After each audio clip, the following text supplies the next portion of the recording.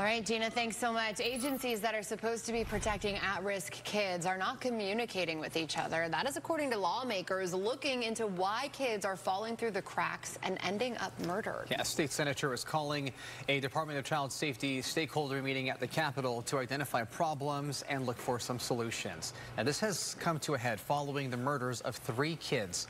14-year-old Emily Pike, 16-year-old Zariah Dodd, and 10-year-old Rebecca Baptiste. We spoke to State Senator Corrine Warner, who wants to address issues in the system during a joint legislative oversight committee on DCS next month. She says there are a long list of flaws, including how suspected cases of abuse are reported to the agency and which reports warrant investigations. Whatever that threshold or protocol was, clearly there was a problem here, and whoever was receiving those calls and seeing if that was something they were going to go investigate missed something very big here. There's currently not a sharing of information between the tribe, CPS, and DCS, which is one of our goals that we hope to attain. Last year, the legislature passed a bill that was supposed to tie in child protection policies. In that bill, it said that DCS was required to submit reports to state lawmakers, but Warner says that her office has not received one of those reports.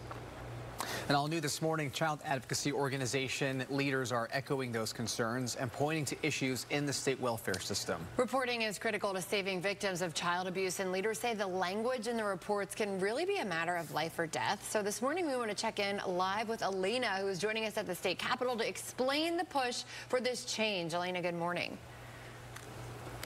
Good morning. Well, there were multiple reports to DCS about young girls being murdered at the hands of child abuse, but leaders at one organization tell me that the reporting process likely failed these girls and potentially more Arizona children. I spoke to leaders at the child welfare organization Child Help, who is a nonprofit that aims to prevent child abuse. They tell me there are many regulations and thresholds in place for a child abuse report to turn into an investigation. Child Help's Michael Maduro says if a report does not have very specific and statutory language, there will not be any action taken in the case. It's a wake-up call for that very reason. Until we start reforming the thresholds for what language looks like to report abuse, until we start improving and overhauling how we are providing oversight, especially to group homes, until we start taking a look at how we are going to be able to support looking at cases and reports of abuse more from a pattern perspective and less from an isolated incident perspective, until we start taking these action steps, we are going to continue to see the headlines that you're seeing today.